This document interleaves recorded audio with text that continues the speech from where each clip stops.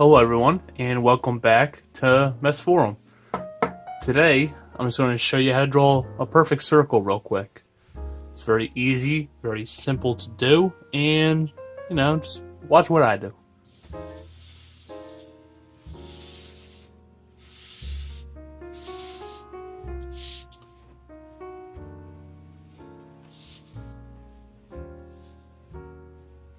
Alright, well, fuck that. I'm just going to do a quick doodle. So,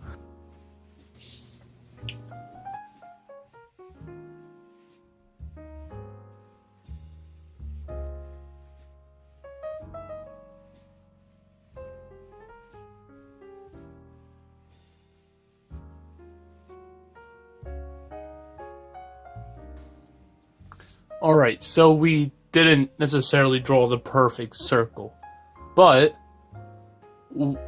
we got a man named the Perfect Circle, I guess, being attacked by this large serpent.